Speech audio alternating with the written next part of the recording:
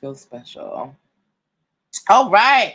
Happy Monday, everybody. Welcome. Welcome to Who's Getting Sued This Week, a branch of NPL Legal Dish. I'm your host, Natalie Pierre Lewis, where we talk about your favorite celebrities and their legal faux pas so that we can learn what not to do in business as well as life. Last week, we talked about Muhammad Ali's photographer winning $1.65 million from someone selling unauthorized photos. Excuse me. We also talked about, hey, Miss Whitney. We talked about a bunch of things. So make sure you check out last week's episode. I haven't broken it up, so you're just going to have to stream through, okay? But tonight I have so much for y'all. So we are just going to get to it because we have a lot to get through. So first of all, did anybody watch that interview on the Breakfast Club with that streamer named N3on? Did anybody watch the Breakfast Club interview with that streamer named N3on? If you didn't, here is the, synopsis of what happened. So apparently this streamer N3on, he is 20 years old. Apparently some time ago, he said some very disparaging things about another popular streamer named Kai Cenat. And then he insulted his mother and said something about Harriet Tubman and performing intercourse with Kai Cenat's mother. So N3on, he goes to the Breakfast Club, I guess, to promote a partnership that he has with Kick, which is a streaming platform, right? And the Breakfast Club, of course, they've had Kai Cenat on there, and most of them are friends with Kai Cenat. So the moment N3on goes in there, they're like, we stand with Kai. They're like, whatever. Why'd you do that to Kai? Basically, it was not a good interview for N3on, right? Now, when he left, a lot of people were saying that the Breakfast Club wasn't fair to him and all this stuff. And then rumors started coming about that, because of the interview that he lost his brand partnership with Kick. And then another rumor came up that he was suing Breakfast Club for $10 million because of the loss of his brand partnership. Now, none of that is true. He did not lose his brand partnership with Kick, nor is he trying to sue the Breakfast Club. But let's take that hypothetical for a moment. Let's just say that because of this interview N3on did with the Breakfast Club, that he lost his brand partnership with Kick, which is a streaming platform, right? Would he have any grounds to sue Breakfast Club? Could he claim defamation? Could he claim, if let's just say that N3on had lost his contract with this streaming platform that is worth $10 million. Would he have had standing to sue the Breakfast Club for, probably defamation or, I don't know, infliction of emotional distress? Let's look to this defamation and let's explore this defamation part, right?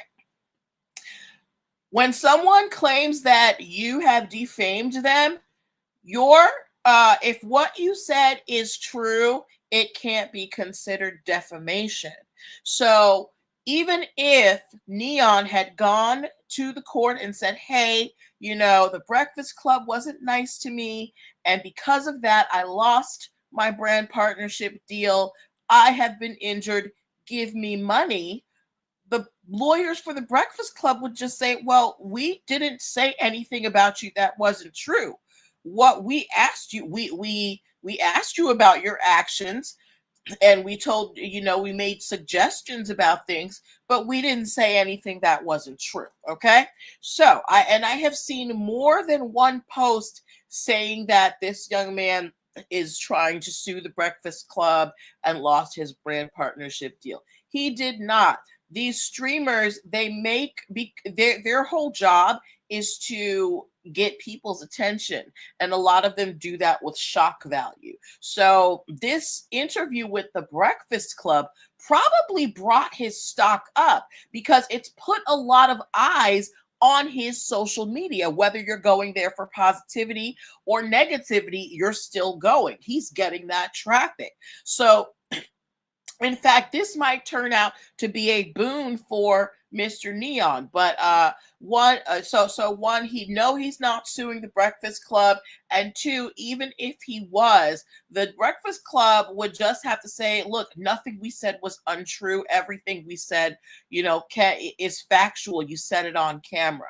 But this is just also a warning to you guys as you are on your social media journeys as business owners and just as people. You need to be careful about what you say because you never know when it's going to come back to haunt you. Okay, so my rule of thumb is if I don't want nobody to hear it, I don't say it. Okay, or at least I don't say it in public. But if you have some type of contract with a company that has, a morals clause, which we're going to get to, then you might have something to worry about.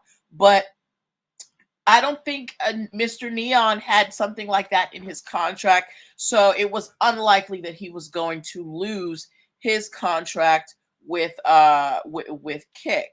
Okay, but the point that we can pull from this is that if he was to sue them for defamation, the Breakfast Club probably would win. Hey, because all they would have to say is nothing we said was a lie. The defense to defamation is that what you said was true. Okay. All right. So I'm going to stop sharing that. That brings us to another very popular story in the news, y'all. Hey, Tay Biscuits, a very popular story currently in the news. Who's that man in that photo? Who's that man in that photo, y'all? Who's that man in that photo? Tell me his name. I know you know his name because he has been everywhere. Okay. All right. So we got it up on both platforms.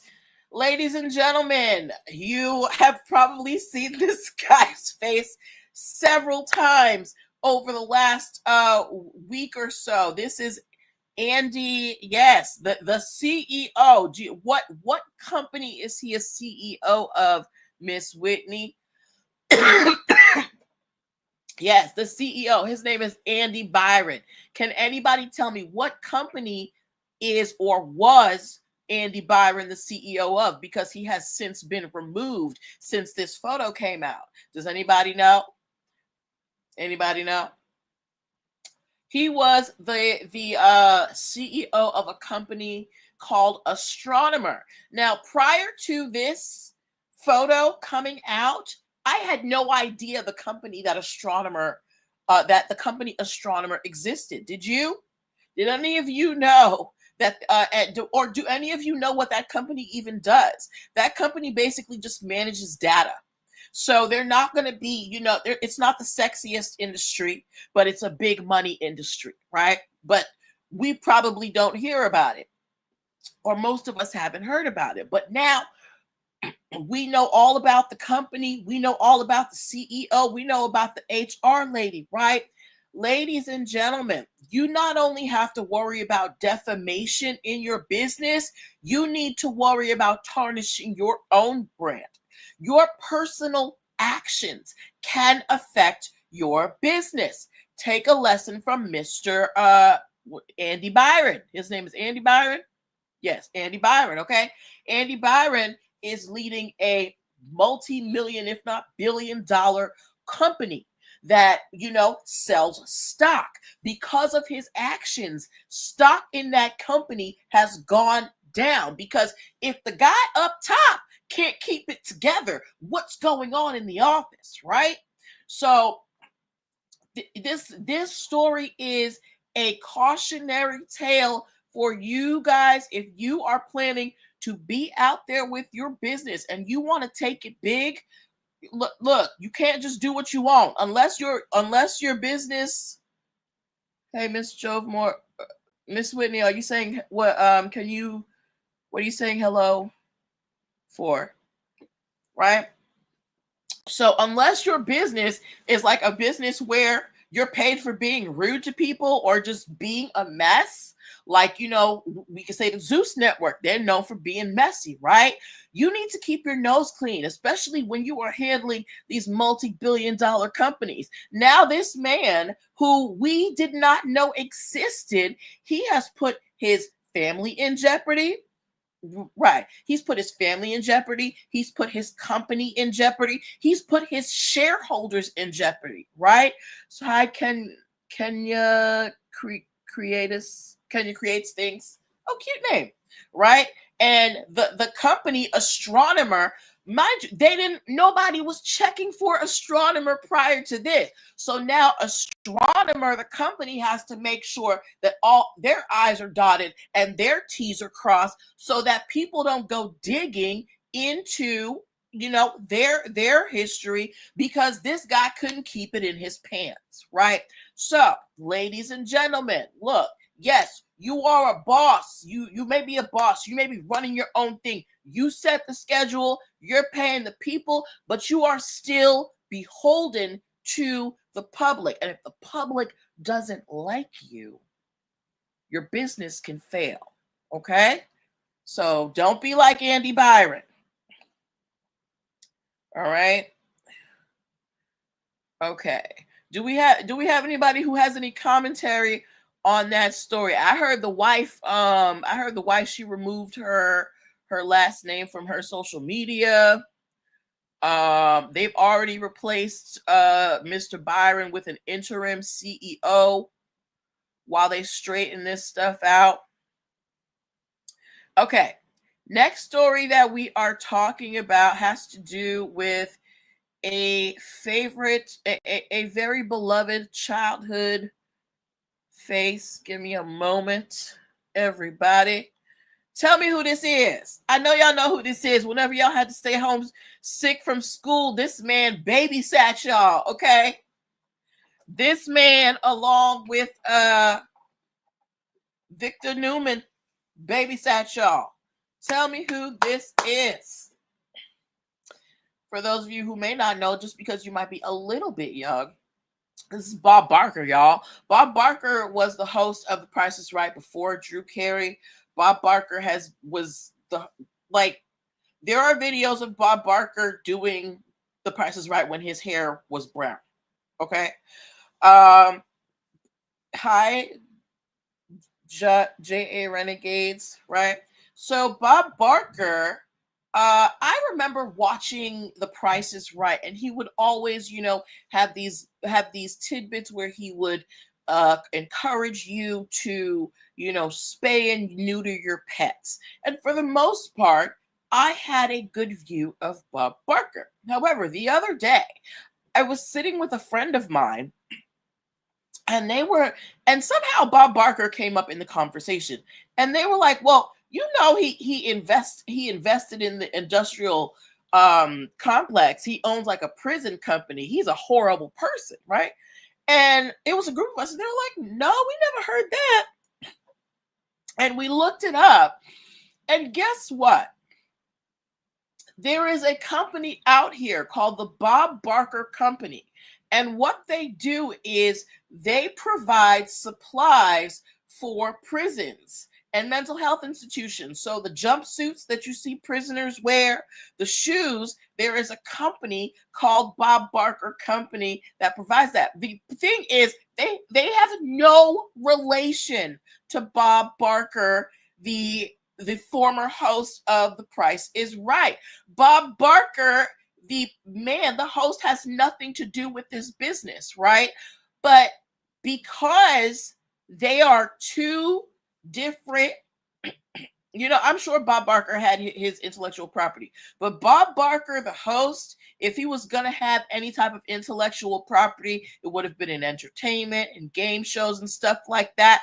This Bob Barker company is nowhere near involved with the Bob Barker that we know. But my friend, because she had that brand mix up for almost, her whole life, thought that Bob Barker, the host of The Price is Right, was some kind of prison magnate monster. This is why you want to make sure, especially in this day and age, that you differentiate your brand from someone else's, because you don't want people to misassociate you with something else. Okay.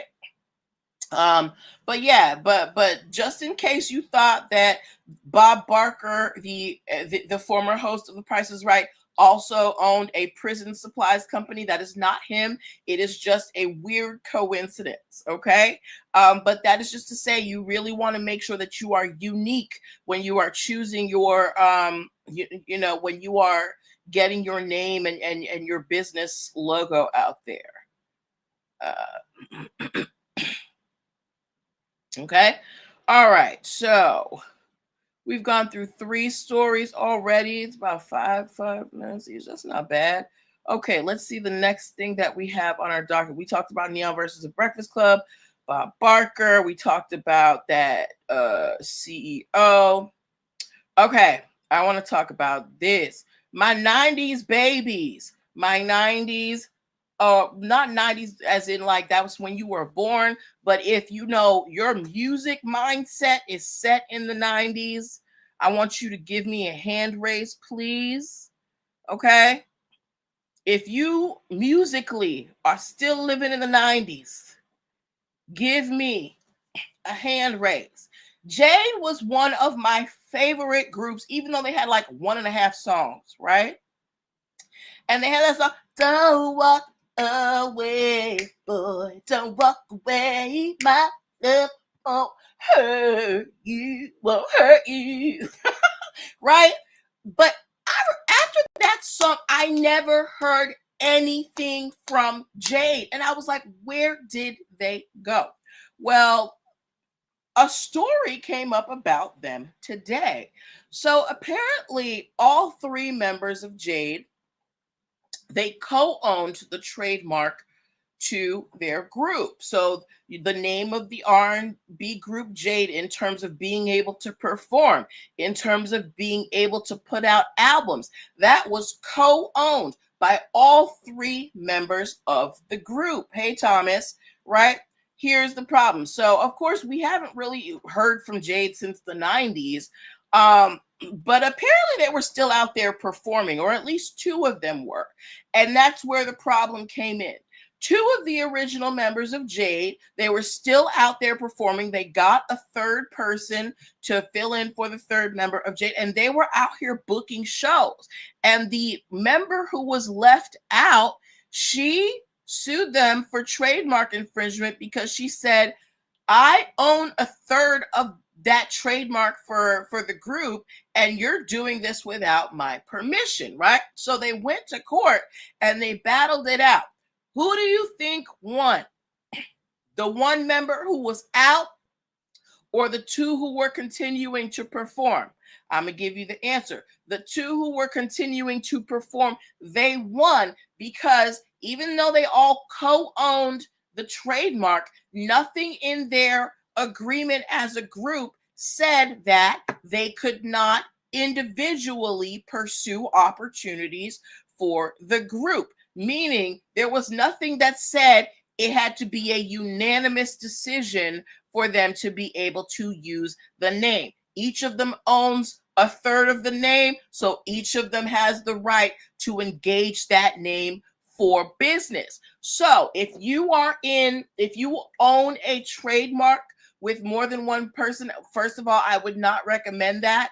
If it's a trademark for a business, have the business own it, or have 1 single person, because you don't want to have to deal, with all those things, unless it's really important to you. I'm not saying you can't do it. I just wouldn't recommend it. But If you are going to own a trademark amongst more than one person, you need to stipulate whether each person can use that trademark individually or whether it needs to be unanimous amongst all of the owners of the name. Okay. But listen, Jade, please come to DC. I'll come to the show. I will come to the show just for that one song. And they had the cut off sweaters. I thought they were so cute. Okay, couldn't tell me nothing. All right, but yeah, just a word to the wise. Okay, y'all, y'all's uncle. I guess he's back.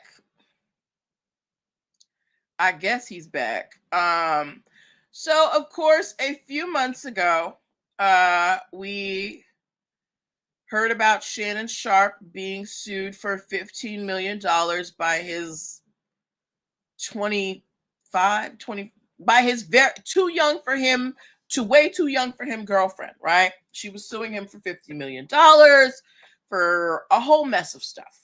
And pretty much everything has been quiet since then. Like I think Shannon Sharpe put out like a very brief statement about it, but we haven't seen him. He was supposed to go on tour with Ocho Cinco. They postponed the tour, everything. Well, just because we haven't heard anything doesn't mean that they haven't been working in the background. And apparently Shannon Sharpe and his ex-girlfriend, they came to a settlement, and Miss Mamas is retiring from OnlyFans after this settlement. Okay. So remember, she was suing Shannon Sharpe for $50 million. So they've been going back and forth trying to figure out, okay, how do we get you to drop this lawsuit, shorty? So they came up with a number that was large enough that she said, you know what, I don't need OnlyFans no more. I'm gonna go and restart my life. And of course she had to sign a thing, so she can't talk about it, and the case was dismissed with prejudice, so she can't come back and file the lawsuit later. But what I want to know from you guys, how much do you think she got? Do you think she got the full 50 million? Because she quit her job. She was an OnlyFans creator. Do you think she got the full 50 million? I don't think she got the full 50 million. I'm thinking it was probably in the realm of maybe 30, something like that. Because I'm initially they were trying to give her 10. So I'm thinking they probably tried to meet in the middle. But let me know. How much do you think they settled with her for? Because they had to pay, they paid her something. Mama didn't walk away with nothing. How much do you think she got? I think she got around $30 million. Now, of course, we're not going to know that number. Of course, they're putting everything quiet, but Shorty quit a job. Shorty quit her job. So she got paid. But that just goes to show you, when you're in business, when you've got a lot on the line, you need to watch your company, just like that CEO with his HR girlfriend. You knew what you were doing wasn't right. Why are you going to try and creep in public at a Coldplay concert, my guy? Now, and now everybody's going to have to break off some money. That CEO, even if his wife stays with him, he's going to have to come out the nose. She's going to run up his bills. I feel like she's going to cheat on him too and be like, I dare you to say something. If she stays, she's going to make his life miserable. But she might just leave. But yeah, I'm sorry. That was a tangent from the Shannon Sharpe story. Shannon Sharpe got everything he deserved. You were messing with a woman who was like, old enough to be your granddaughter, honestly. But disgusting. Get your money, girl. All right. Next story that we are talking about. Let me see.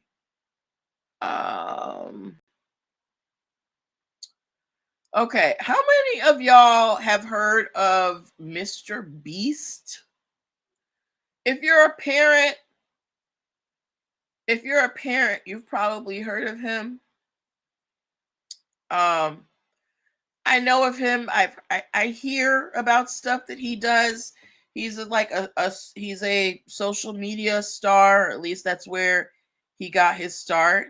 And he's a multimillionaire, if not a billionaire. Um, he's got all sorts of products. And recently, uh, he was trying to trademark a phrase called feast like a beast because he plans to come out with a line of beverages. So, fruit drinks, flavored water, sports drinks, energy drinks. Mr. Beast wants his own drink line, which is cool. However, Monster Energy, Monster Energy drink, we all know. I have been talking about Monster Energy suing people since the beginning of this show. They will sue you if you even think about the letter M or anything close to what they have in their trademarks, right? So they opposed Mr. Beast's trademark for Feast Like a Beast because they said that, we use Beast a lot in our branding. They have Unleash the Beast, they have Ultra Beast, Nasty Beast, and tons of others. So they are in the habit of using, the term beast in their marketing for their energy drinks, right? Um, and Monster Energy, they have a large market. They sell over 7 billion cans annually. And Monster is saying because, where there is a likelihood that Mr. Beast's products could end up on the same shelf with theirs, there is a possibility of, confusion or affiliation, right?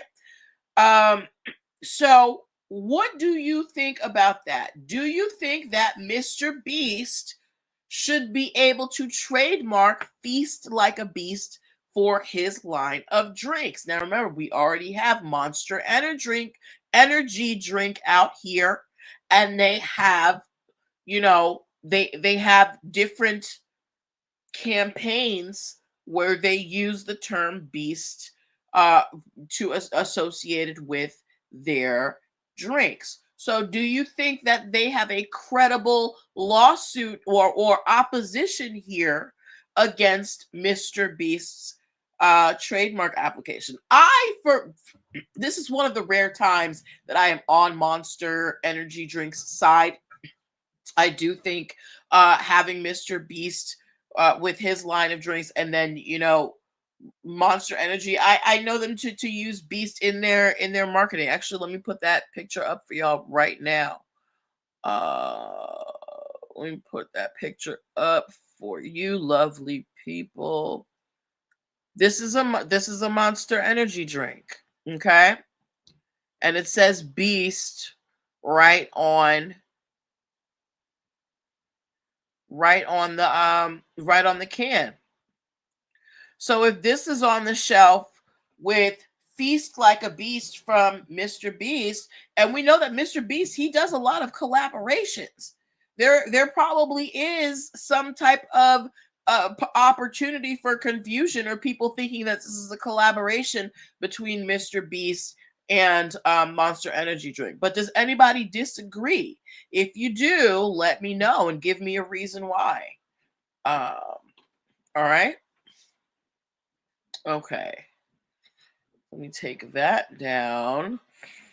Again, if you've just come in, you are watching NPL. Well, you are watching Who's Getting Sued this week, brought to you by NPL Legal Dish. We have covered stories about the streamer N3on versus the Breakfast Club, Bob Barker and the Bob versus the Bob Barker Company, Monster Energy Drink versus Mr. Beast. We talked about Shannon Sharp's Accuser retiring from OnlyFans after her settlement. We talked about the cheating CEO, Andy Byron of Astronomer. We talked about the 90s group Jade and their trademark dispute. We only have a couple more stories before we break for the night. How many of y'all out here have Roku? If you have Roku, please give me an R in the comments. If you have a Roku, please give me an R in the comments. Okay. Now, this image that I put up, obviously, this is not an image of a Roku, but we recognize this logo. Whenever we see this logo, we know the sound is going to be good, right? Dolby is known for their sound systems, for their audio visual work, right? And they had a deal with Roku. They had licensing agreements in 2015 and 2016, okay, that allowed Roku to test Dolby's proprietary audio visual technology. So the way that Dolby does their audio and visual stuff, that's a secret. But they had a deal with Roku that, okay, we're going to let you test out our secret stash, right? 2016, they're like, okay, we like this. They gave them a little bit more leeway. They said, Roku, okay, you can use this on your devices, but they had strict conditions. There had to be quarterly royalties, meaning we need our money every 3 months.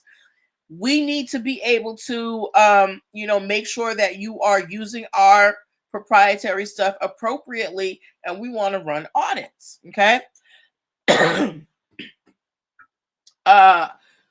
Apparently that didn't happen because Dolby is saying that Roku secretly put Dolby's technology in their operating system updates with in a way that was not stipulated in their licensing agreement. Okay, so Roku said no, we didn't. We didn't do that, but when Dolby asked to look at the books, for lack of a better term, Roku was like, nah, you can't see it, right? So Dolby is now suing Roku, saying that they tried to hide the fact that they used Dolby's technology without their permission, and they violated their licensing rights. They are also saying that Roku violated their copyright infringement on their code. So I don't know if you know it, but computer coding can be copyrighted, okay? And they also violated a patent, one of Dolby's patents, okay? So Dolby is filing lawsuits for breach of contract, patent infringement, copyright infringement, negligent misrepresentation, and fraudulent concealment. So I'm sure they're going to want millions of dollars, but this is licensing agreements. They stipulate how you can use someone's stuff. That's why intellectual property is important. When you have your intellectual property, especially your copyrights, which is stuff that you create in your mind and that you have made a physical representation of, you get to decide who gets to use it, when they get to use it, and how they get to use it. Okay, so that is why intellectual property, specifically copyrights, is very important, because you don't want people using your creations in a way that you don't like. Okay, so we'll have to see what happens between Dolby Cinema and Roku, but I love me a Roku. Okay, even though the sound be janky sometimes, so maybe they're not using Dolby anymore. All right, let me remove this photo. And let's get to... Okay, this is our last story of the evening. I do not have a photo for it, but it's okay. This is especially for my crafters out there. So a while ago, I told you guys that the the 1928 version of Mickey Mouse, right? Steamboat Willie, that recently came into the public domain. It had been it had been created in 1928, and the copyright finally, even though Disney fought it with tooth and nail, it finally lapsed, right? So people can do things with Steamboat Willie because it's in the public domain, right? Here, here's the issue. An online jewelry store, um, they tried to they were selling a collection called the Mickey 1928 collection. It was jewelry, and it looked very much like the modern Mickey. So think about the Mickey that you see today at the park. The jewelry looked like that. Remember, the copyright for the 1928 Steamboat Willie. Steamboat Willie has a much different look than the modern day Mickey, right? So Disney found this Mickey 1928 collection because they have a legal team that all they do is look for violations of Disney's trademarks and intellectual property, and they have sued that store. Now the online store, they're located in Hong Kong. I don't know how, they're gonna find them, but Disney got a long money, so maybe they can. But understand that, particularly Disney is not playing with y'all. They have an entire legal team dedicated to making sure that y'all are not stealing their stuff. My crafters out here, okay? You need to make sure that you do not tread in Disney waters, because you don't want them at your door. They do not play. Okay?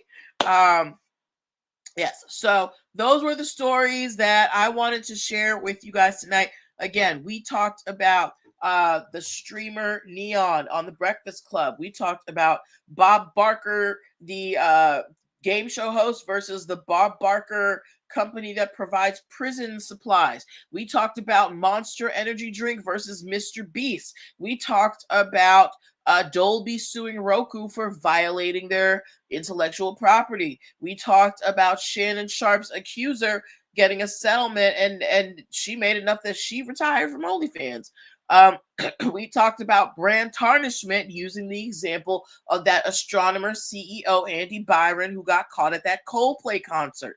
We talked about the 90s group Jade's trademark infringement lawsuit, and we also talked about people trying to circumvent Disney's intellectual property, but Disney is not playing with y'all out here. Okay, so I promise I will divide the stories up this week.